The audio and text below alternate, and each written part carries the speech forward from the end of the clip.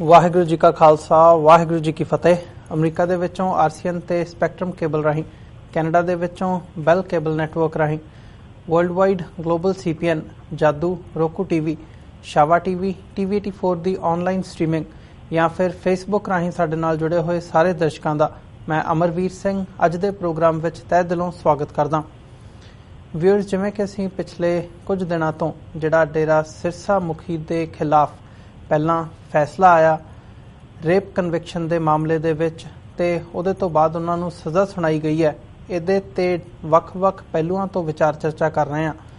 ਅੱਜ ਦੇ ਇਸ ਪ੍ਰੋਗਰਾਮ ਦੇ ਵਿੱਚ ਅਸੀਂ ਇਸੇ ਵਿਸ਼ੇ ਨੂੰ ਮੁੱਖ ਰੱਖਦਿਆਂ ਖਾਸ ਤੌਰ ਤੇ ਸਿੱਖ ਨੁਕਤਾ ਨਿਗਾਹ ਤੋਂ ਗੱਲ ਕਰਾਂਗੇ ਕਿ ਪਿਛੋਕੜ ਦੇ ਵਿੱਚ ਤੇ ਅੱਜ ਦੇ ਸਮੇਂ ਦੇ ਵਿੱਚ ਵੀ ਜਿਹੜੀ ਗਰਾਊਂਡ ਦੇ ਵਿੱਚ ਪੰਜਾਬ ਦੇ ਵਿੱਚ ਡੇਰਾਵਾਦ ਕਿਉਂ ਪਨਪ ਰਿਹਾ, ਕਿਉਂ ਵਧਿਆ, ਇਹਦੇ ਪਿੱਛੇ ਕੀ ਹੋ ਸਕਦਾ ਹੈ, ਸਿੱਖੀ ਨੂੰ ਢਾਹ ਲਾਉਣ ਦੀਆਂ ਜਿਹੜੀਆਂ ਕੋਸ਼ਿਸ਼ਾਂ ਕੀਤੀਆਂ ਜਾ ਰਹੀਆਂ ਨੇ ਇਹਦੇ ਕਾਰਨ ਕੀ ਨੇ, ਤੇ ਨਾਲ ਹੀ ਜਿਹੜੀ ਸਿੱਖ ਸੰਗਤ ਹੈ ਉਹ ਗੁਰੂ ਨਾਲੋਂ ਟੁੱਟ ਕੇ ਕਿਉਂ ਇਹ ਜਿਹੜੇ ਆਪੋ ਆਪ ਬਣੇ ਗੁਰੂ ਨੇ, ਸੈਲਫ ਮੇਡ ਗॉडਮੈਨਸ ਜਿਨ੍ਹਾਂ ਨੂੰ ਅਸੀਂ ਕਹਿ ਸਕਦੇ ਹਾਂ, ਤੇ ਜਿਹੜੇ ਡੇਰੇ ਨੇ ਉਹਨਾਂ ਵੱਲ ਕਿਉਂ ਅਪਰੋਚ ਕੀਤੀ ਜਾਂਦੀ ਹੈ, ਇਸ ਬਾਬਤ ਅੱਜ ਅਸੀਂ ਗੱਲਬਾਤ ਕਰਾਂਗੇ। ਇਸੇ ਦੇ ਨਾਲ ਜਿਹੜੇ ਸਿੱਖ ਇੰਸਟੀਟਿਊਸ਼ਨਸ ਹੈਗੇ ਆ, ਖਾਸ ਤੌਰ ਤੇ ਅਕਾਲ ਤਖਤ, SGPC ਤੇ ਸਿੱਖ ਜਥੇਬੰਦੀਆਂ ਦਾ ਇਸ ਵਿੱਚ ਕੀ ਰੋਲ ਬਣਦਾ ਤੇ ਕੀ ਰੋਲ ਉਹਨਾਂ ਨੇ ਅਦਾ ਕੀਤਾ, ਇਹ ਸਾਰੀ ਗੱਲਬਾਤ ਦੇ ਲਈ ਅੱਜ ਸਾਡੇ ਨਾਲ ਫਤਿਹਗੜ੍ਹ ਸਾਹਿਬ ਤੋਂ SGPC ਮੈਂਬਰ ਸਰਦਾਰ ਕਰਨੈਲ ਸਿੰਘ ਪੰਜੋਲੀ ਫੋਨ ਲਾਈਨ ਤੇ ਜੁੜ ਚੁੱਕੇ ਨੇ।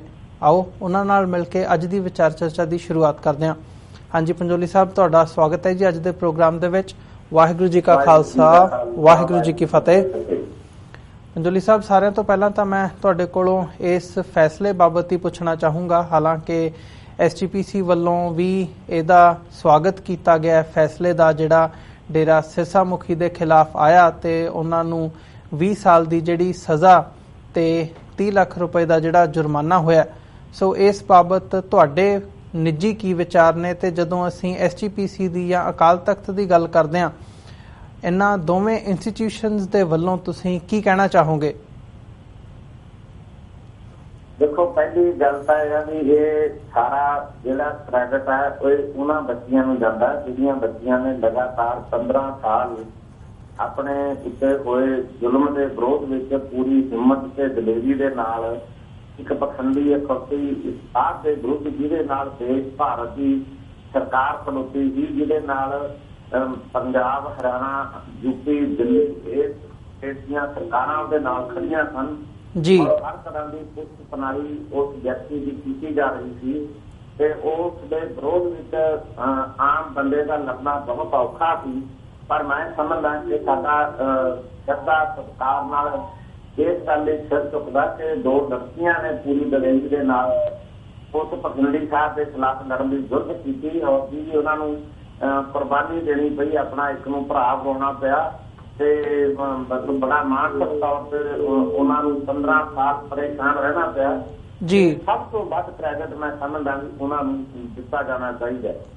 ਔਰ ਦੂਸਰੀ ਗੱਲ, ਜਿਹੜਾ CBI ਦਾ ਜੋ DSP ਸੀ ਜਿਸਨੇ ਇਹਦੀ ਪੂਰੀ ਇਨਕੁਆਇਰੀ ਕੀਤੀ ਹੈ ਜੀ, ਉਸ ਬੰਦੇ ਦੀ ਇਮਾਨਦਾਰੀ, ਉਹਦੀ ਮਿਹਨਤ ਜਿਹੜੀ ਹੈ ਉਹ ਵੀ ਆਪਣੇ ਆਪ ਵਿੱਚ ਇਹ ਸਾਰੇ ਮਾਮਲੇ ਵਿੱਚ ਰੰਗ ਲੈ ਕੇ ਆਈ, ਜਿਹਨੇ ਲਗਾਤਾਰ ਡੇਰੇ ਦੇ ਅੰਦਰ ਆਪਣੇ ਸੋਰਸ ਛੱਡ ਕੇ ਉਹਨਾਂ ਸੋਰਸਾਂ ਲਾਈ, ਉਹਨਾਂ ਲੜਕੀਆਂ ਦੇ ਉੱਤੇ ਹੋਏ ਅਤਿਆਚਾਰ ਨੂੰ ਮਤਲਬ ਜਸਟੀਫਾਈ ਕਰਨ ਦੇ ਲਈ ਉਹਨੇ ਆਪਣੇ ਪੱਧਰ ਉੱਤੇ ਬਹੁਤ ਵੱਡੀ ਇਨਕੁਆਇਰੀ ਜਿਹੜੀ ਹੈ ਡੇਰੇ ਦੇ ਅੰਦਰੋਂ ਬੜੇ ਸੂਖਮ ਤਰੀਕਿਆਂ ਨਾਲ ਕੀਤੀ ਹੈ ਜੀ। ਸਾਰੇ ਰਿਕਾਰਡ ਨੂੰ ਇਕੱਠਾ ਕਰਨ ਤੋਂ ਬਾਅਦ ਫਿਰ ਇਮਾਨਦਾਰੀ ਦੀ ਗੱਲ ਸੀ ਕਿ ਕੋਈ ਜੱਜ ਇਹੋ ਜਿਹਾ ਹੋਵੇ ਜੋ ਇਮਾਨਦਾਰੀ ਦੇ ਨਾਲ ਮਤਲਬ ਸਹੀ ਫੈਸਲਾ ਦੇ ਸਕੇ। ਉਹ ਜਿਸ ਕਿਸਮ ਦਾ ਫੈਸਲਾ CBI ਦੇ ਜੱਜ ਨੇ ਦਿੱਤਾ, ਉਹ ਵੀ ਮੈਂ ਸਮਝਦਾ ਆਪਣੇ ਆਪ ਦੇ ਵਿੱਚ ਉਸ ਵਿਅਕਤੀ ਨੂੰ, ਕਾਨੂੰਨ ਨੂੰ ਬਹਾਲ ਕਰਨ ਲਈ, ਸੰਵਿਧਾਨ ਵਿੱਚ ਲੋਕਾਂ ਦਾ ਵਿਸ਼ਵਾਸ ਪੈਦਾ ਕਰਨ ਲਈ ਉਹਦਾ ਫੈਸਲਾ ਵੀ ਪ੍ਰਸ਼ੰਸਾਯੋਗ ਹੈ ਜੀ। ਉਸ ਤੋਂ ਵੱਡੀ ਗੱਲ ਸੀ, ਸਰਕਾਰਾਂ ਨਹੀਂ ਸੀ ਚਾਹੁੰਦੀਆਂ ਕਿ CBI ਬਾਬੇ ਦੇ ਖਿਲਾਫ ਕੋਈ ਫੈਸਲਾ ਦੇਣ ਦਾ ਯਤਨ ਕਰੇ। ਜਿਹੜਾ CBI ਦਾ ਮਤਲਬ ਜੱਜ ਹੈ ਉਹਨੂੰ ਮੋੜਨ ਲਈ ਜਿਸ ਤਰ੍ਹਾਂ ਦੀ support Punjab Haryana high court ਦੇ ਚੀਫ ਜਸਟਿਸ ਸਾਰੋਂ ਸਾਹਿਬ ਨੇ ਦਿੱਤੀ ਹੈ, ਇਹ ਮੈਂ ਸਮਝਦਾ ਵੀ ਇਸ ਕੇਸ ਨੂੰ ਸਿਖਰ ਤੇ ਲੈ ਗਈ ਜੇ ਪੰਜਾਬ ਹਰਿਆਣਾ ਹਾਈ ਕੋਰਟ ਵੀ ਕਿਤੇ ਨਾ ਕਿਤੇ ਪੋਲੀਟੀਕਲ ਦਬਾਅ ਦੇ ਥੱਲੇ ਆ ਕੇ ਜਿਸ ਤਰ੍ਹਾਂ ਮਤਲਬ ਸਰਕਾਰਾਂ ਚਾਹੁੰਦੀਆਂ ਸੀ ਕਿ ਡੇਰੇ ਵਾਲੇ ਸਾਧ ਨੂੰ ਕੁਛ ਨਾ ਹੋਵੇ, ਤੇ ਮੈਂ ਸਮਝਦਾ ਸ਼ਾਇਦ ਉਹਨਾਂ ਬੱਚੀਆਂ ਨੂੰ ਇਨਸਾਫ ਨਾ ਮਿਲ ਜਾਂਦਾ। ਜੋ ਕਰਮ ਜੋ ਪਾਪ ਉਸ ਡੇਰੇ ਵਿੱਚ ਹਰ ਰੋਜ਼ ਵਾਪਰ ਰਿਹਾ ਸੀ ਉਹ ਸੱਚ ਦੁਨੀਆ ਦੇ ਸਾਹਮਣੇ ਆ ਨਾ ਸਕਦਾ, ਸਿਰਫ ਗੱਲਾਂ ਤੱਕ ਹੀ ਗੱਲ ਰਹਿ ਜਾਂਦੀ। ਲੇਕਿਨ ਸਹੀ ਦੁਨੀਆ ਗੱਲ ਜਿਹੜੀ ਸੀ ਸਾਰੇ ਸੰਸਾਰ ਤੱਕ ਪਹੁੰਚਾਉਣ ਦੇ ਲਈ ਇਹਨਾਂ 3-4 ਦਿਨਾਂ ਦਾ ਬਹੁਤ ਮਹੱਤਵਪੂਰਨ ਤੇ ਗੌਰਵਮਈ ਰੋਲ ਹੈ, ਤੇ ਇਹ ਮੈਂ ਸਮਝਦਾ ਬਈ ਇਹਨਾਂ ਨੂੰ ਕ੍ਰੈਡਿਟ ਦਿੱਤਾ ਜਾਣਾ ਚਾਹੀਦਾ। ਔਰ ਇਹ ਵੀ ਸੱਚ ਹੈ ਕਿ ਧਰਮ ਦੇ ਨਾਂ ਦੇ ਥੱਲੇ ਜਦੋਂ ਤੁਸੀਂ ਕੂੜ ਦਾ ਵਪਾਰ ਕਰੋਗੇ, ਲੋਕਾਂ ਦਾ ਸ਼ੋਸ਼ਣ ਕਰੋਗੇ, ਲੋਕਾਂ ਉੱਤੇ ਅਤਿਆਚਾਰ ਕਰੋਗੇ, ਤਾਂ ਕੁਦਰਤੀ ਹੈ ਕਿ ਇੱਕ ਨਾ ਇੱਕ ਦਿਨ ਸੱਚ ਜ਼ਰੂਰ ਪ੍ਰਗਟ ਹੋਏਗਾ। ਬਾਬੇ ਨਾਨਕ ਨੇ ਬੜਾ ਲਲਕਾਰ ਕੇ ਕਿਹਾ, ਕੂੜ ਨਕੂਠੇ ਨਾਨਕਾ ਓੜਕ ਸੱਚ ਰਹੀ। ਜੀ ਬਿਲਕੁਲ ਪੰਜੋਲੀ ਸਾਹਿਬ, ਜਿਵੇਂ ਤੁਸੀਂ ਗੱਲ ਕੀਤੀ ਹੈ ਜਿਨ੍ਹਾਂ ਦਾ ਇਹ ਸਾਰੇ ਮਾਮਲੇ ਦੇ ਵਿੱਚ ਜਿਨ੍ਹਾਂ ਨੂੰ ਕ੍ਰੈਡਿਟ ਦੇਣਾ ਬਣਦਾ, ਤੁਸੀਂ ਉਹਨਾਂ ਧਿਰਾਂ ਦੀ ਗੱਲ ਕੀਤੀ ਹੈ। ਜੇ ਅਸੀਂ ਸਿੱਖ ਨੁਕਤਾ ਨਿਗਾਹ ਤੋਂ ਦੇਖਣਾ ਹੋਵੇ ਤਾਂ ਜਿਹੜੀਆਂ ਸਾਡੀਆਂ ਸਿਰਮੌਰ ਸੰਸਥਾਵਾਂ ਹੈਗੀਆਂ ਨੇ, ਅਕਾਲ ਤਖਤ ਤੇ SGPC ਦੀ ਗੱਲ ਕਰਨੀ ਹੋਵੇ, ਉਹ ਇਸ ਲਾਈਨ ਦੇ ਉੱਪਰ ਜੇ ਦੇਖਣਾ ਹੋਵੇ ਤਾਂ ਦੂਜੇ ਪਾਸੇ ਖੜੀਆਂ ਨਜ਼ਰ ਆਈਆਂ। ਜਿੱਧਰਲੇ ਪਾਸੇ ਗੁਨਾਹਗਾਰ ਤੇ ਜਿਨ੍ਹਾਂ ਨੂੰ ਅੱਜ ਅਸੀਂ ਦੋਸ਼ੀ ਕਹਿ ਰਹੇ ਹਾਂ, ਉਧਰਲੇ ਪਾਸੇ ਖੜੀਆਂ ਸੀਗੀਆਂ। SGPC ਵੱਲੋਂ ਵੀ ਇਸ ਜਦੋਂ ਅਕਾਲ ਤਖਤ ਵੱਲੋਂ ਡੇਰਾ ਸਿਰਸਾ ਦੇ ਜਿਹੜੇ ਮੁਖੀ ਨੇ ਉਹਨਾਂ ਨੂੰ ਮੁਆਫੀ ਦਿੱਤੀ ਗਈ ਤੇ SGPC ਵੱਲੋਂ ਵੀ ਉਹਨੂੰ ਐਂਡੋਰਸ ਕੀਤਾ ਗਿਆ ਕਿ ਇਹਨੂੰ ਜਿਹੜੀ ਸਿੱਖ ਸੰਗਤ ਇਸ ਹੁਕਮਨਾਮੇ ਨੂੰ ਜਾਂ ਇਸ ਮੁਆਫੀ ਨੂੰ ਪ੍ਰਵਾਨ ਕਰੇ। ਪਰ ਬਾਅਦ ਦੇ ਵਿੱਚ ਜੋ ਹੋਇਆ ਉਹ ਸਾਡੇ ਸਾਹਮਣੇ ਹੈ ਕਿ ਸਿੱਖ ਸੰਗਤ ਦੇ ਵਿਰੋਧ ਤੋਂ ਬਾਅਦ ਉਹ ਫੈਸਲਾ ਵਾਪਸ ਲੈਣਾ ਪਿਆ। ਸੋ ਇਸ ਦੇ ਵਿੱਚ ਜਿੱਥੇ ਅਸੀਂ ਕ੍ਰੈਡਿਟ ਦੇਣ ਦੀ ਲਾਈਨ ਦੇ ਵਿੱਚ ਖੜਾ ਦੇਖਦੇ ਹਾਂ ਤਾਂ ਸਿੱਖ ਜਥੇਬੰਦੀਆਂ ਦਾ, SGPC ਦਾ, ਅਕਾਲ ਤਖਤ ਦੇ ਰੋਲ ਨੂੰ ਕਿਵੇਂ ਦੇਖਦੇ ਹੋ ਇਸ ਸਾਰੇ ਪਾਰਟ ਦੇ ਵਿੱਚ? ਦੇਖੋ ਜੀ, ਮੈਂ ਮਾਨਸਿਕ ਤੌਰ ਤੇ ਇਸ ਗੱਲ ਲਈ ਬਹੁਤ ਪਰੇਸ਼ਾਨ ਹਾਂ। ਔਰ ਮੈਂ ਮਤਲਬ ਸ਼੍ਰੋਮਣੀ ਗੁਰਦੁਆਰਾ ਪ੍ਰਬੰਧਕ ਕਮੇਟੀ ਦਾ ਲੋਕਾਂ ਦਾ ਚੁਣਿਆ ਹੋਇਆ ਮੈਂਬਰ ਹਾਂ, ਤੇ ਜਦੋਂ ਸ਼੍ਰੋਮਣੀ ਗੁਰਦੁਆਰਾ ਪ੍ਰਬੰਧਕ ਕਮੇਟੀ ਦਾ ਰੋਲ ਜਿਹੜਾ ਜਾਂ ਜਥੇਦਾਰ ਸ੍ਰੀ ਅਕਾਲ ਤਖਤ ਸਾਹਿਬ ਦਾ ਰੋਲ ਹੈ ਜਾਂ ਪੰਥਕ ਲੀਡਰਸ਼ਿਪ ਦਾ ਰੋਲ ਹੈ, ਉਹ ਸਾਰੇ ਦਾ ਸਾਰਾ ਜਿਹੜਾ ਰੋਲ ਆ ਉਹ ਸਿੱਖਾਂ ਨੂੰ ਨਿਰਾਸ਼ ਕਰਨ ਵਾਲਾ। ਜਦੋਂ ਸੌਦੇ ਸਾਧ ਨੂੰ ਮਾਫ ਕਰਨ ਵਾਲਾ ਇਸ਼ੂ ਖੜਾ ਹੋਇਆ ਤਾਂ ਉਸ ਸਮੇਂ ਮੈਂ ਤੇ ਸਰਦਾਰ ਸੁਖਦੇਵ ਸਿੰਘ ਭੌਰ ਨੇ ਬਹੁਤ ਵਿਰੋਧ ਕੀਤਾ ਵੀ ਇਹ ਗੱਲ ਨਾ ਕਰੋ, ਇਹ ਗੱਲ ਗਲਤ ਹੈ। ਕਿਸੇ ਵਿਅਕਤੀ ਨੂੰ ਅਕਾਲ ਤਖਤ ਸਾਹਿਬ ਤੇ ਪੇਸ਼ ਹੋਏ ਬਿਨਾਂ ਮਾਫੀਨਾਮਾ ਨਹੀਂ ਦਿੱਤਾ ਜਾ ਸਕਦਾ। ਲੇਕਿਨ ਸਾਡੀ ਕਿਸੇ ਨੇ ਉਦੋਂ ਗੱਲ ਨਾ ਸੁਣੀ ਤੇ ਫੈਸਲਾ ਕਰ ਦਿੱਤਾ ਤੇ ਮੁੜ ਕੇ ਵਿਦਰਾ ਕਰਨਾ ਪਿਆ। ਤੇ ਮੈਂ ਸਮਝਦਾ ਵੀ ਅੱਜ ਹਾਲਾਤ ਇਹ ਹੋ ਗਏ ਕਿ ਗੁਰੂ ਹਰਗੋਬਿੰਦ ਪਾਤਸ਼ਾਹ ਨੇ ਆਪਣੇ ਹੱਥੀਂ ਸ੍ਰੀ ਅਕਾਲ ਤਖਤ ਸਾਹਿਬ ਦੀ ਸਥਾਪਨਾ ਕੀਤੀ। ਉਸ ਤਖਤ ਦੇ ਉੱਤੇ ਭਾਈ ਗੁਰਦਾਸ ਜੀ ਵਰਗੇ ਮਤਲਬ ਜਿਹੜੇ ਪਹਿਲੇ ਜਥੇਦਾਰ ਸਭਾਇਮਾਨ ਹੋਏ, ਤੇ ਬਹੁਤ ਵੱਡਾ ਸਾਡੇ ਕੋਲੇ ਸਾਡਾ ਵਿਰਸਾ ਹੈ ਤੇ ਬਹੁਤ ਵੱਡਾ ਸਾਡਾ ਇਹ ਸਿਧਾਂਤ ਹੈ। ਇਹਦੇ ਤੋਂ ਸਿੱਖ ਸੰਗਤ ਦਾ ਭਰੋਸਾ ਉੱਠ ਰਿਹਾ ਹੈ। ਜਥੇਦਾਰ ਗੁਰਬਚਨ ਸਿੰਘ ਜੀ ਦਾ ਰੋਲ ਜਿਹੜਾ ਹੈ ਬਤੌਰ ਜਥੇਦਾਰ ਸ੍ਰੀ ਅਕਾਲ ਤਖਤ ਸਾਹਿਬ, ਔਰ ਉਹਨਾਂ ਦੇ ਨਾਲ ਬੈਠੇ ਜਿਹੜੇ 5 ਸਿੰਘ ਸਾਹਿਬਾਨ ਨੇ, ਉਹਨਾਂ ਦਾ ਰੋਲ ਪੰਥਕ ਹਿੱਤਾਂ ਵਿੱਚ ਨਹੀਂ ਹੈ, ਪੰਥਕ ਭਾਵਨਾਵਾਂ ਅਨੁਸਾਰ ਨਹੀਂ ਹੈ, ਪੰਥ ਦੇ ਜਜ਼ਬਾਤਾਂ ਦੀ ਤਰਜਮਾਨੀ ਕਰਨ ਦੇ ਵਿੱਚ ਪੂਰੀ ਤਰ੍ਹਾਂ ਅਸਫਲ ਰਿਹਾ। ਔਰ ਜਿਹਦਾ ਨਤੀਜਾ ਇਹ ਨਿਕਲ ਰਿਹਾ ਹੈ ਕਿ ਦੁਨੀਆ ਭਰ ਦਾ ਸਿੱਖ ਜਿਹੜਾ ਉਹ ਸ੍ਰੀ ਅਕਾਲ ਤਖਤ ਸਾਹਿਬ ਤੇ ਮੱਥਾ ਤਾਂ ਟੇਕਦਾ ਹੈ, ਪਰ ਸ੍ਰੀ ਅਕਾਲ ਤਖਤ ਸਾਹਿਬ ਦੇ ਅੱਜ ਦੇ ਜਥੇਦਾਰਾਂ ਦੇ ਹੁਕਮ ਨੂੰ ਮੰਨਣ ਲਈ ਤਿਆਰ ਨਹੀਂ ਹੈ। ਸ਼੍ਰੋਮਣੀ ਗੁਰਦੁਆਰਾ ਪ੍ਰਬੰਧਕ ਕਮੇਟੀ ਜਿਹੜੀ ਸਾਡੇ ਬਜ਼ੁਰਗਾਂ ਨੇ 1 ਸਾਲ ਤੋਂ ਲੈ ਕੇ 10 ਸਾਲ ਤੱਕ ਕੈਦ ਕੱਟ ਕੇ 16 ਲੱਖ ਜੁਰਮਾਨਾ ਭਰ ਕੇ ਬਣਾਈ ਸੀ, ਜਿਹਦਾ ਮੁੱਢਲਾ ਫਰਜ਼ ਸੀ ਕਿ ਗੁਰਮਤਿ ਦਾ ਪ੍ਰਚਾਰ ਤੇ ਮਨਮਤ ਦਾ ਪ੍ਰਹਾਰ ਕਰਨਾ, ਸਿੱਖ ਜਜ਼ਬਾਤਾਂ ਦੀ ਤਰਜਮਾਨੀ ਕਰਨੀ ਹੈ, ਕੌਮ ਦੇ ਦੁੱਖ ਸੁੱਖ ਜਿਹੜੇ ਨੇ ਉਹਨਾਂ ਨੂੰ ਝੱਲਣ ਦਾ ਯਤਨ ਕਰਨਾ, ਪੰਥ ਵਿਰੋਧੀ ਤਾਕਤਾਂ ਦਾ ਮੂੰਹ ਤੋੜਨਾ ਜਵਾਬ ਦੇਣਾ।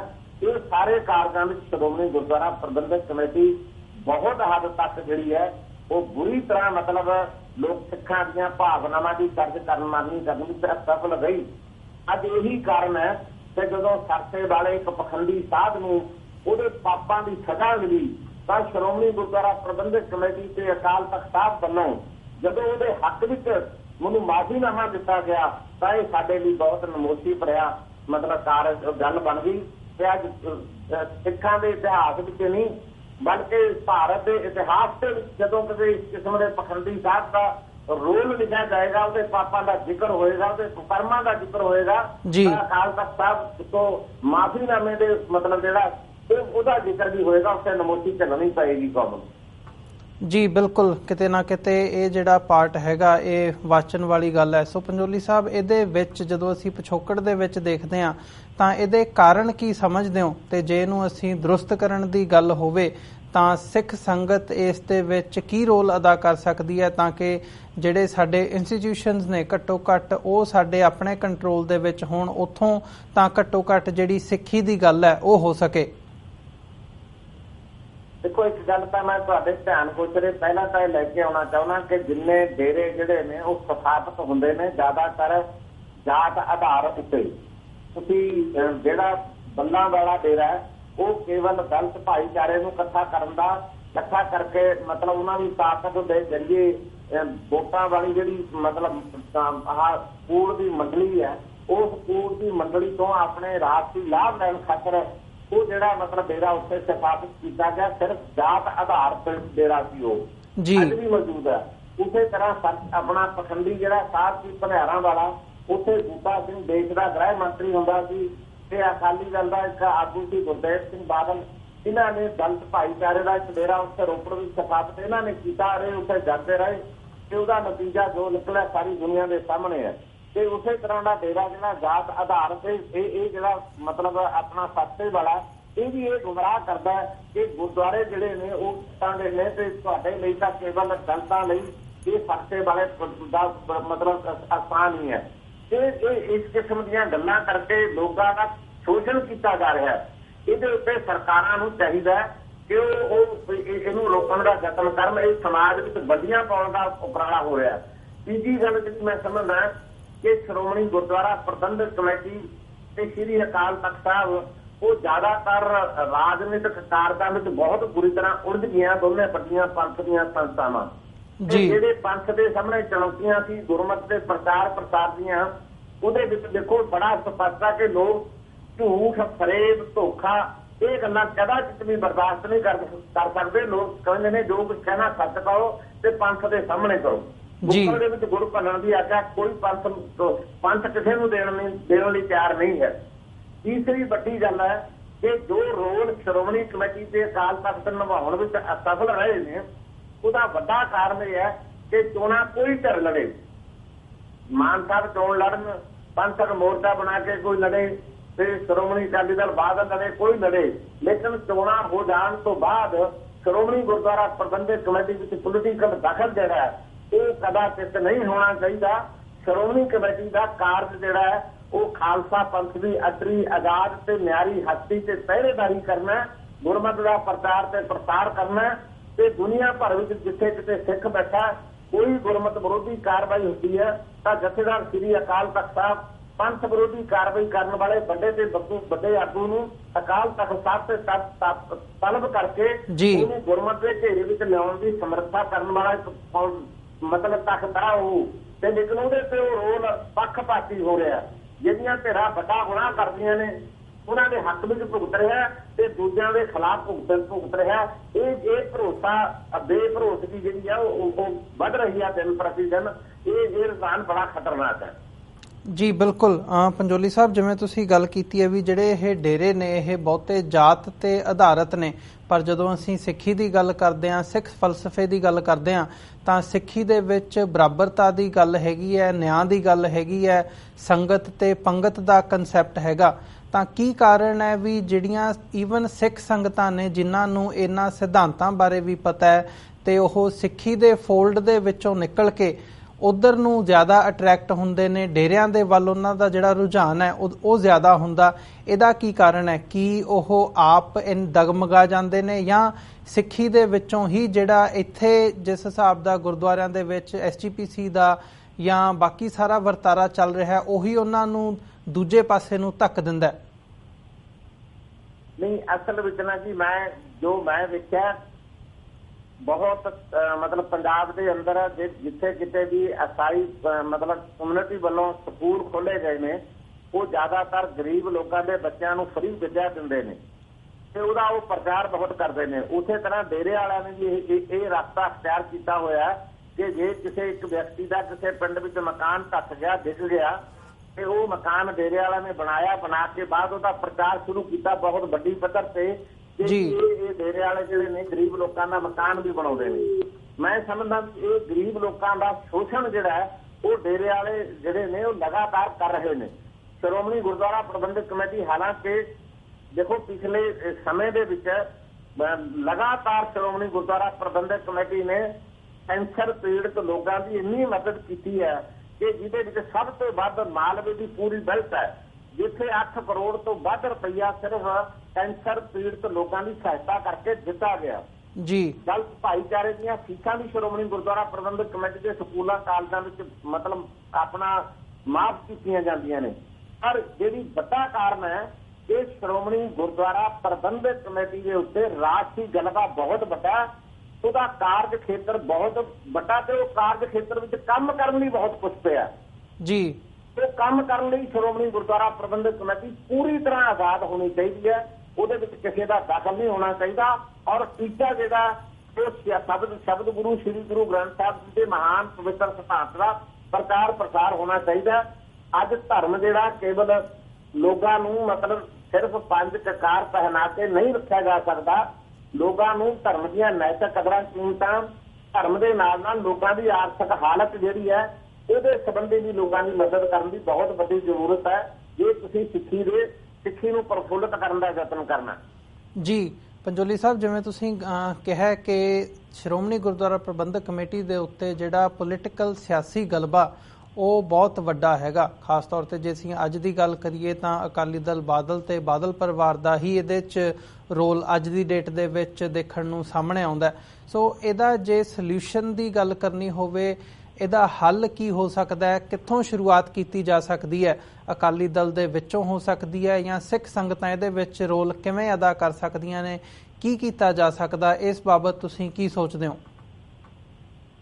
ਦੇਖੋ ਜੀ, ਵੱਡੀ ਗੱਲ ਹੈ ਵੀ ਸ਼੍ਰੋਮਣੀ ਅਕਾਲੀ ਦਲ ਪੰਥ ਦੀ ਪਾਰਟੀ ਹੈ, ਪੰਜਾਬ ਦੇ ਹਿੱਤਾਂ ਦੀ ਰੱਖਿਆ ਕਰਨ ਵਾਲੀ ਪਾਰਟੀ ਹੈ। ਬੜਾ ਵੱਡਾ ਇਹਦਾ ਰੋਲ ਹੈ ਪੰਜਾਬ ਦੀ ਪੋਲਿਟਿਕਸ ਦੇ ਅੰਦਰ, ਪੰਥ ਖੇਤਰ ਦੇ ਅੰਦਰ। ਪਰ ਇਹਨਾਂ ਨੂੰ ਇਸ ਗੱਲ ਦਾ ਧਿਆਨ ਰੱਖਣ ਦਾ ਬਹੁਤ ਵੱਡਾ ਯਤਨ ਕਰਨਾ ਚਾਹੀਦਾ ਹੈ ਕਿ ਇਹਨਾਂ ਦੀ ਵੱਡੀ ਵੋਟ ਬੈਂਕ ਜਿਹੜੀ ਹੈ ਉਹ ਖਾਲਸਾ ਪੰਥ ਹੀ ਹੈ। ਜੇ ਖਾਲਸਾ ਪੰਥ ਕਮਜ਼ੋਰ ਪੈ ਜਾ ਤਾਂ ਅਕਾਲੀ ਦਲ ਦਾ ਵਜੂਦ ਵੀ ਕਿਤੇ ਨਹੀਂ ਰਹਿ ਸਕਦਾ। ਇਸ ਲਈ ਖਾਲਸਾ ਪੰਥ ਕਾਇਮ ਰਹੇ, ਉਹਦੇ ਲਈ ਸਭ ਤੋਂ ਵੱਡੀ ਜ਼ਰੂਰਤ ਹੈ ਕਿ ਕੋਈ ਵੀ ਵਿਅਕਤੀ ਸ਼੍ਰੋਮਣੀ ਗੁਰਦੁਆਰਾ ਪ੍ਰਬੰਧਕ ਕਮੇਟੀ ਦੇ ਉੱਤੇ ਭਾਵੇਂ ਚੋਣਾਂ ਉਹਦੇ ਧਰ ਜਿੱਤਦੇ, ਉਹਨੂੰ ਆਪਣੀ ਨਿੱਜੀ ਸੰਸਥਾ ਬਣਾਉਣ ਦਾ ਉਪਰਾਲਾ ਕਰਨ ਦਾ ਯਤਨ ਨਾ ਕਰੇ। ਉਹਨੂੰ ਸ਼੍ਰੋਮਣੀ ਗੁਰਦੁਆਰਾ ਪ੍ਰਬੰਧਕ ਕਮੇਟੀ ਤੋਂ ਦੂਰ ਰਹਿ ਕੇ ਉਹਦੀ ਸਰਪ੍ਰਸਤੀ ਦੇ ਥੱਲੇ ਧਰਮ ਦੇ ਪ੍ਰਚਾਰ ਦੇ ਕਾਰਜਾਂ ਵਿੱਚ ਸਗੋਂ ਯੋਗਦਾਨ ਪਾਉਣ ਦਾ ਉਪਰਾਲਾ ਕਰਨਾ ਚਾਹੀਦਾ ਜੀ। ਜਿੰਨਾ ਚਿਰ ਅਸੀਂ ਰਾਜਸੀ ਤੌਰ ਤੇ ਆਪਣੀ ਤਾਕਤ ਲੈ ਕੇ ਸ਼੍ਰੋਮਣੀ ਕਮੇਟੀ ਦੇ ਉੱਤੇ ਆਪਣਾ ਪ੍ਰਭਾਵ ਵਰਤ ਕੇ ਆਪਣੇ ਹਿੱਤਾਂ ਵੀ ਉਹਨੂੰ ਵਰਤਣ ਦਾ ਯਤਨ ਕਰੋਗੇ, ਕਿਉਂਕਿ ਉਹ ਸਿੱਖ ਜਿਹੜੇ ਨੇ ਸਾਡੇ ਕੋਲੋਂ ਦੂਰ ਜਾਂਦੇ ਰਹਿਣ। ਜੀ ਪੰਜੋਲੀ ਸਾਹਿਬ, ਬਿਲਕੁਲ ਜਿਹੜੀ ਤੁਸੀਂ ਗੱਲ ਕੀਤੀ ਹੈ ਕਿ ਇਹੀ ਜਿਹੜੇ ਕਾਰਨ ਨੇ ਕੁਝ ਕਿ ਆਪਣੇ ਨਿੱਜੀ ਹਿੱਤਾਂ ਦੇ ਲਈ ਵਰਤਿਆ ਜਾ ਰਿਹਾ ਹੈ ਸ਼੍ਰੋਮਣੀ ਕਮੇਟੀ ਨੂੰ ਤੇ ਸਾਡੇ ਇੰਸਟੀਟਿਊਸ਼ਨਸ ਨੂੰ, ਉਹ ਸਿੱਖੀ ਦੇ ਲਈ ਬੜੇ ਹੀ ਘਾਤਕ ਸਿੱਧ ਹੋ ਰਹੇ ਨੇ। ਅੰਤ ਦੇ ਵਿੱਚ ਜਿਹੜੇ ਸਿੱਖ ਇਸ ਟਾਈਮ ਤੇ ਕਿਸੇ ਡੇਰੇ ਦੇ ਨਾਲ, ਖਾਸ ਤੌਰ ਤੇ ਜੇ ਅਸੀਂ ਡੇਰਾ ਸਿਰਸਾ ਦੀ ਅੱਜ ਗੱਲ ਕਰ ਰਹੇ ਹਾਂ, ਉਹਨਾਂ ਦੇ ਨਾਲ ਜੁੜੇ ਹੋਏ ਸੀ। SGPC ਵੱਲੋਂ ਵੀ ਥੋੜਾ ਬਹੁਤ ਜਿਹੜੀ ਬਿਆਨਬਾਜ਼ੀ ਹੋਈ ਹੈ ਜਾਂ ਹੋਰਾਂ ਵੱਲੋਂ ਵੀ ਬਿਆਨ ਦਿੱਤੇ ਗਏ ਆ ਸਿੱਖ ਜਥੇਬੰਦੀਆਂ ਵੱਲੋਂ ਕਿ ਉਹ ਵਾਪਸ ਜਿਹੜੇ ਉਧਰ ਨੂੰ ਰੁਝਾਨ ਰੱਖਦੇ ਸੀਗੇ ਉਹ ਵਾਪਸ ਸਿੱਖੀ ਦੇ ਵੱਲ ਪਰਤਾਉਣ। ਸੋ ਕੀ ਅੰਤ ਦੇ ਵਿੱਚ ਇਸ ਵੱਲ ਨੂੰ ਕੋਈ ਉਪਰਾਲਾ ਸ਼੍ਰੋਮਣੀ ਕਮੇਟੀ ਵੱਲੋਂ ਕੀਤਾ ਜਾ ਰਿਹਾ ਹੈ ਕਿ ਗਰਾਊਂਡ ਲੈਵਲ ਤੇ ਜੇ ਅਸੀਂ ਦੇਖਣਾ ਹੋਵੇ ਵੀ ਜਿਹੜੇ ਉਹ ਲੋਕ ਨੇ ਜਿਹੜੇ ਡੇਰਾ ਸਿਰਸਾ ਦੇ ਨਾਲ ਜੁੜੇ ਹੋਏ ਨੇ ਪਰ ਉਹਨਾਂ ਦਾ ਸੰਬੰਧ ਜਿਹੜਾ ਉਹ ਸਿੱਖ ਧਰਮ ਦੇ ਨਾਲ ਜੁੜਦਾ, ਸੋ ਉਹ ਵਾਪਸ ਸਿੱਖੀ ਦੇ ਦਾਇਰਾਕਾਰ ਦੇ ਵਿੱਚ ਸ਼ਾਮਲ ਹੋਣ? SGPC ਵੱਲੋਂ ਇਸ ਦੇ ਲਈ ਕੋਈ ਕਦਮ ਚੁੱਕਿਆ ਜਾ ਰਿਹਾ ਹੈ? ਦੇਖੋ, ਕੱਲੀ ਬਿਆਨਬਾਜ਼ੀ ਨਾਲ ਕੁਝ ਨਹੀਂ ਹੋ ਸਕਦਾ। ਮੈਂ ਇਹ ਸਮਝਦਾ ਕਿ ਸ਼੍ਰੋਮਣੀ ਗੁਰਦੁਆਰਾ ਪ੍ਰਬੰਧਕ ਕਮੇਟੀ ਦਾ ਜਿਹੜਾ ਪ੍ਰਧਾਨ ਹੈ ਉਹ ਵੀ ਦਲਿਤ ਭਾਈਚਾਰੇ ਚੋਂ ਹੈ ਤੇ ਜੂਨੀਅਰ ਮੀਤ ਪ੍ਰਧਾਨ ਵੀ ਦਲਿਤ ਭਾਈਚਾਰੇ ਚੋਂ ਹੈ। ਸ਼੍ਰੋਮਣੀ ਕਮੇਟੀ ਦੇ 30-35 ਮੈਂਬਰ ਜਿਹੜੇ ਨੇ ਉਹ ਦਲਿਤ ਭਾਈਚਾਰੇ ਚੋਂ ਨੇ। ਬਹੁਤ ਸਾਰੇ ਮੈਂਬਰ ਪਾਰਲੀਮੈਂਟ, ਸਾਬਕਾ ਮੈਂਬਰ ਪਾਰਲੀਮੈਂਟ ਦਲਿਤ ਭਾਈਚਾਰੇ ਚੋਂ ਨੇ। ਪੰਜਾਬ ਦੀ ਅਸੈਂਬਲੀ ਵਿੱਚ ਬਹੁਤ ਸਾਰੇ ਦਲਿਤ ਭਾਈਚਾਰੇ ਚੋਂ ਨੇ। ਮੈਂ ਇਹ ਸਮਝਦਾ ਕਿ ਜਿਹੜੇ ਸ਼੍ਰੋਮਣੀ ਅਕਾਲੀ ਦਲ ਦੇ ਇਹ ਮੈਂਬਰ ਨੇ ਦਲਿਤ ਭਾਈਚਾਰੇ ਦੇ, ਇਹਨਾਂ ਨੂੰ ਆਪਣੇ ਭਾਈਚਾਰੇ ਨੂੰ ਸਿੱਖੀ ਵੱਲ ਮੋੜਨ ਲਈ ਆਪ ਅੱਗੇ ਹੋ ਕੇ ਪਿੰਡ ਪਿੰਡ ਘਰ ਘਰ ਜਾ ਕੇ ਉਹਨਾਂ ਦੇ ਰੋਲ ਅਦਾ ਕਰਨਾ ਚਾਹੀਦਾ। ਅੱਜ ਸ਼੍ਰੋਮਣੀ ਕਮੇਟੀ ਦਾ ਪ੍ਰਧਾਨ ਉਹਨਾਂ ਲੋਕਾਂ ਦੇ ਘਰਾਂ 'ਚ ਜਾਵੇ ਜਿਹੜੇ ਲੋਕ ਇਹ ਆਪਣਾ ਸਰਸੇ ਵਾਲੇ ਸਾਧ ਦੇ ਕਾਰਨ ਪੰਚਕੂਲੇ 'ਚ ਕੁੱਟੇ ਗਏ, ਮਾਰੇ ਗਏ, ਉਹਨਾਂ ਨੂੰ ਮਤਲਬ ਪਿੰਡ ਦੀ ਪੰਚਾਇਤ ਨੂੰ ਨਾਲ ਲੈ ਕੇ ਉਹਨਾਂ ਨੂੰ ਗੁਰਦੁਆਰੇ ਸਾਹਿਬਾਨ ਵਿੱਚ ਉਹਨਾਂ ਦੀ ਅੰਤਮ ਅਰਦਾਸ ਉੱਥੇ ਕਰਵਾਉਣ ਦਾ ਉਪਰਾਲਾ ਕਰਨਾ ਚਾਹੀਦਾ। ਤਾਂ ਕਿਉਂਕਿ ਸਾਡੇ ਮਨ ਵਿੱਚ ਇੱਕ ਸ਼ੰਕਾ ਹੈ ਕਿ ਜੇ ਗੁਰੂ ਗ੍ਰੰਥ ਸਾਹਿਬ ਉਹਨਾਂ ਨੂੰ ਦੇਵਾਂਗੇ ਕਿ ਸ਼ਾਇਦ ਕਿਤੇ ਅਪਮਾਨ ਨਾ ਹੋ ਜਾਵੇ। ਤੁਸੀਂ ਗੁਰਦੁਆਰੇ ਸਾਹਿਬ ਪਾਠ ਕਰਾਓ, ਗੁਰਦੁਆਰਾ ਸਾਹਿਬ ਵਿਖੇ ਭੋਗ ਪਾਓ, ਸਾਰੇ ਪ੍ਰਬੰਧ ਸ਼੍ਰੋਮਣੀ ਗੁਰਦੁਆਰਾ ਪ੍ਰਬੰਧਕ ਕਮੇਟੀ ਕਰੇ, ਉਹ ਆ ਕੇ ਐਲਾਨ ਕਰਨ। ਉੱਤੇ ਮੈਂ ਸਮਝਦਾ ਕਿ ਦਲਿਤ ਭਾਈਚਾਰੇ ਵਿੱਚ ਕੰਮ ਕਰਨ ਲਈ ਸ਼੍ਰੋਮਣੀ ਗੁਰਦੁਆਰਾ ਪ੍ਰਬੰਧਕ ਕਮੇਟੀ ਦੇ ਜਿਹੜੇ ਦਲਿਤ ਭਾਈਚਾਰੇ ਦੇ ਮੈਂਬਰ ਨੇ, ਮੈਂਬਰ ਪਾਰਲੀਮੈਂਟ ਨੇ, MLA ਨੇ, ਉਹਨਾਂ ਨੂੰ ਉੱਥੇ ਆਪ ਜਾਣਾ ਚਾਹੀਦਾ ਹੈ। ਉਹਨਾਂ ਨੂੰ ਸਮਝਾਉਣਾ ਚਾਹੀਦਾ ਸਿੱਖੀ ਦੇ ਕਨਸੈਪਟ ਵਿੱਚ। ਕਿਸੇ ਜੱਟ ਨੂੰ ਤਾਂ ਉਹ ਫਾਇਦੇ ਸਮਝਣਗੇ ਕਿ ਤਾਂ ਜੀ ਜੱਟਾ ਤਾਂ ਕਰਕੇ ਗੱਲ ਕਰਦਾ ਹੈ, ਕਿਉਂਕਿ ਹਾਲਾਤ ਇਹੋ ਜਿਹੇ ਬਣੇ ਹੋਏ ਨੇ ਪੰਜਾਬ ਦੇ। ਉਹਨਾਂ ਨੂੰ ਮੋੜਨ ਲਈ ਸਿੱਖੀ ਵਿੱਚ ਬੈਠੇ ਦਲਿਤ ਭਾਈਚਾਰੇ ਦੇ ਆਗੂਆਂ ਨੂੰ ਉਹਨਾਂ ਦੇ ਵਿਹੜਿਆਂ ਤੇ ਜਾਣ ਦੀ ਬੜੀ ਵੱਡੀ ਲੋੜ ਹੈ। ਜੀ ਬਿਲਕੁਲ, ਮੈਂ ਤੁਹਾਡੀ ਗੱਲ ਦੇ ਨਾਲ ਸਹਿਮਤ ਹਾਂ ਪੰਜੋਲੀ ਸਾਹਿਬ, ਪਰ ਜਿਹੜਾ ਮੇਰਾ ਸਵਾਲ ਹੈਗਾ ਵੀ SGPC ਵੱਲੋਂ ਹਜੇ ਤੱਕ ਸਿਰਫ ਬਿਆਨਬਾਜ਼ੀ ਕੀਤੀ ਜਾ ਰਹੀ ਹੈ ਕਿ ਵਾਪਸ ਉਹ ਜਿਹੜੇ ਲੋਕ ਨੇ ਉਹ ਸਿੱਖੀ ਦੇ ਵਿੱਚ ਵਾਪਸ ਪਰਤਣ, ਪਰ ਕੀ ਕੋਈ ਗਰਾਊਂਡ ਲੈਵਲ ਤੇ ਏਦਾਂ ਦਾ ਉਪਰਾਲਾ ਕੀਤਾ ਜਾ ਰਿਹਾ ਹੈ? ਗਰਾਊਂਡ ਲੈਵਲ ਤੇ ਕੋਈ ਕਾਰਜ ਨਹੀਂ ਰੰਭਿਆ ਗਿਆ। ਸਟੇਟਮੈਂਟਾਂ ਜ਼ਰੂਰ ਆਈਆਂ, ਪ੍ਰਧਾਨ ਸਾਹਿਬ ਦੇ ਬਿਆਨ ਵੀ ਆਏ ਨੇ, ਜਥੇਦਾਰ ਅਕਾਲ ਤਖਤ ਸਾਹਿਬ ਨੇ ਵੀ ਦਿੱਤੇ ਨੇ, ਪਰ ਇਸ ਤੋਂ ਅੱਗੇ ਕੋਈ ਪਲੈਨਿੰਗ ਕੀ ਹੈ, ਕਿਵੇਂ ਲੋਕਾਂ ਕੋਲ ਜਾਣਾ, ਇਹਦੇ ਬਾਰੇ ਹਾਲੇ ਤੱਕ ਕੋਈ ਕੁਝ ਨਹੀਂ ਆਰੰਭਿਆ ਗਿਆ। ਜੀ ਉਹਦੀ ਉਮੀਦ ਕੀਤੀ ਜਾ ਸਕਦੀ ਹੈ ਵੀ ਆਉਣ ਵਾਲੇ ਸਮੇਂ ਦੇ ਵਿੱਚ ਏਦਾਂ ਦਾ ਕੋਈ ਕਾਰਜ ਸ਼੍ਰੋਮਣੀ ਗੁਰਦੁਆਰਾ ਪ੍ਰਬੰਧਕ ਕਮੇਟੀ ਵੱਲੋਂ ਉਲੀਕਿਆ ਜਾਵੇਗਾ, ਜਾਂ ਤੁਸੀਂ ਇਹ ਕਹਿ ਸਕਦੇ ਹੋ ਵੀ ਤੁਸੀਂ ਆਪਣੇ ਵੱਲੋਂ ਕੋਸ਼ਿਸ਼ ਕਰੋਗੇ ਏਦਾਂ ਦਾ ਕੋਈ ਮਤਾ SGPC ਦੇ ਹਾਊਸ ਦੇ ਵਿੱਚ ਲਿਆਉਣ ਦੀ ਤਾਂ ਕਿ ਉਹਨੂੰ ਅਮਲੀ ਜਾਮਾ ਅੰਤ ਦੇ ਵਿੱਚ ਪਹਿਨਾਇਆ ਜਾ ਸਕੇ? ਦੇਖੋ ਜੀ, ਮੈਂ ਜਦੋਂ ਵੀ ਕੋਈ ਇਹੋ ਜਿਹੀ ਘਟਨਾ ਵਾਪਰਦੀ ਹੈ ਮੈਂ ਤੁਰੰਤ ਬਿਨਾਂ ਦੇਰੀ ਸ਼੍ਰੋਮਣੀ ਕਮੇਟੀ ਦੇ ਪ੍ਰਧਾਨ ਨੂੰ ਚਿੱਠੀਆਂ ਲਿਖਦਾ ਹਰ ਮਸਲੇ ਦੇ ਉੱਤੇ। ਮੈਂ ਕੱਲ ਸ਼੍ਰੋਮਣੀ ਕਮੇਟੀ ਦੇ ਪ੍ਰਧਾਨ ਨੂੰ ਇਸ ਸੰਬੰਧੀ ਰਿਟਨ ਲੈਟਰ ਲਿਖ ਚੁੱਕਿਆ ਵੀ ਸਾਨੂੰ ਇਸ ਪਾਸੇ ਨੂੰ ਤੁਰਨ ਦਾ ਯਤਨ ਕਰਨਾ ਚਾਹੀਦਾ। ਜਰਨਲ ਇਜਲਾਸ ਤਾਂ ਹਾਲੇ 2-3 ਮਹੀਨਿਆਂ ਨੂੰ ਹੋਣਾ, ਪਰ ਮੈਂ ਚਿੱਠੀ ਕੱਲ ਉਹਨਾਂ ਨੂੰ ਲਿਖ ਚੁੱਕਿਆ। ਮੀਡੀਆ ਰਾਹੀਂ ਅੱਜ ਉਹ ਚਿੱਠੀ ਨੂੰ ਮੈਂ ਫਲੈਸ਼ ਵੀ ਕਰ ਦੇਵਾਂਗਾ। ਜੀ ਪੰਜੋਲੀ ਸਾਹਿਬ, ਤੁਹਾਡਾ ਬਹੁਤ-ਬਹੁਤ ਧੰਨਵਾਦ। ਇਹ ਸਾਰੇ ਇਸ਼ੂ ਦੇ ਉੱਪਰ ਤੁਸੀਂ ਸਾਡੇ ਨਾਲ ਵਿਚਾਰਾਂ ਦੀ ਸਾਂਝ ਪਾਈ ਹੈ ਤੇ ਆਪਣਾ ਸਮਾਂ ਕੱਢਿਆ। ਅੱਜ ਦੇ ਸ਼ੋਅ ਦੇ ਵਿੱਚ ਤੁਹਾਡੇ ਕੋਲੋਂ ਇੱਥੇ ਹੀ ਇਜਾਜ਼ਤ ਚਾਹਾਂਗੇ ਜੀ। ਬਹੁਤ-ਬਹੁਤ ਧੰਨਵਾਦ ਤੁਹਾਡਾ ਪੰਜੋਲੀ ਸਾਹਿਬ। ਵਾਹਿਗੁਰੂ ਜੀ ਕਾ ਖਾਲਸਾ, ਵਾਹਿਗੁਰੂ ਜੀ ਕੀ ਫਤਿਹ ਜੀ। ਵਿਊਅਰਸ, ਇਹ ਸਨ ਫਤਿਹਗੜ੍ਹ ਸਾਹਿਬ ਤੋਂ SGPC ਮੈਂਬਰ ਸਰਦਾਰ ਕਰਨੈਲ ਸਿੰਘ ਪੰਜੋਲੀ, ਜਿਨ੍ਹਾਂ ਨੇ ਡੇਰਾ ਸਿਰਸਾ ਮੁਖੀ ਤੇ ਜੋ ਫੈਸਲਾ ਆਇਆ ਤੇ ਉਹਨਾਂ ਨੂੰ ਸਜ਼ਾ ਹੋਈ ਹੈ, ਉਸ ਬਾਬਤ ਜੋ ਸਿੱਖ ਭਾਈਚਾਰਾ ਕਿਉਂ ਇੱਧਰ ਨੂੰ ਰੁਝਾਨ ਰੱਖ ਰਿਹਾ ਹੈ, ਇਹਦੇ ਜਿਹੜੇ ਵੱਖ-ਵੱਖ ਪਹਿਲੂਆਂ ਤੋਂ ਅਸੀਂ ਅੱਜ ਗੱਲਬਾਤ ਕੀਤੀ ਹੈ। ਉਮੀਦ ਕਰਦੇ ਹਾਂ ਤੁਹਾਨੂੰ ਪਸੰਦ ਆਈ ਹੋਵੇਗੀ। ਸੋ ਜਾਂਦੇ ਜਾਂਦੇ ਤੁਹਾਡੇ ਚਰਨਾਂ ਦੇ ਵਿੱਚ ਵੀ ਬੇਨਤੀ ਹੈ ਕਿ TV84 ਨੂੰ ਅੱਗੇ ਵਧਾਉਣ ਦੇ ਲਈ ਸਾਨੂੰ ਤੁਹਾਡੀ ਸਹਾਇਤਾ ਦੀ ਲੋੜ ਹੈ। ਸਾਨੂੰ ਡੋਨੇਟ ਕਰਨ ਦੇ ਲਈ ਤੁਸੀਂ ਸਾਡੀ ਵੈਬਸਾਈਟ www.tv84.tv ਤੇ ਜਾ ਕੇ ਸਾਨੂੰ ਡੋਨੇਟ ਕਰ ਸਕਦੇ ਹੋ ਤੇ ਮੰਥਲੀ ਡੋਨੇਸ਼ਨਸ ਦੇ ਲਈ ਪਲੈਜ ਕਰ ਸਕਦੇ ਹੋ। ਸਾਨੂੰ ਚੈੱਕ ਰਾਹੀਂ ਡੋਨੇਟ ਕਰਨਾ ਚਾਹੁੰਦੇ ਹੋ ਤਾਂ TV84 ਦੇ ਨਾਮ ਦਾ ਚੈੱਕ ਬਣਾ ਕੇ ਸਾਨੂੰ ਸਾਡੇ ਐਡਰੈਸ ਤੇ ਤੁਸੀਂ ਭੇਜ ਸਕਦੇ ਹੋ। 3601 37th Avenue, Long Island City, New York 11101। Website ਇੱਕ ਵਾਰ ਫਿਰ ਰਿਪੀਟ ਕਰਦੇ ਹਾਂ, www.tv84.tv। ਵਿਊਅਰਸ, ਇਸੇ ਦੇ ਨਾਲ ਅਸੀਂ ਅੱਜ ਦਾ ਪ੍ਰੋਗਰਾਮ ਇੱਥੇ ਹੀ ਸਮਾਪਤ ਕਰਦੇ ਹਾਂ। ਕੱਲ ਨੂੰ ਦੁਬਾਰਾ ਤੁਹਾਡੇ ਨਾਲ ਫਿਰ ਮੁਲਾਕਾਤ ਹੋਵੇਗੀ। ਇਜਾਜ਼ਤ ਦਿਓ ਜੀ। ਵਾਹਿਗੁਰੂ ਜੀ ਕਾ ਖਾਲਸਾ, ਵਾਹਿਗੁਰੂ ਜੀ ਕੀ ਫਤਿਹ।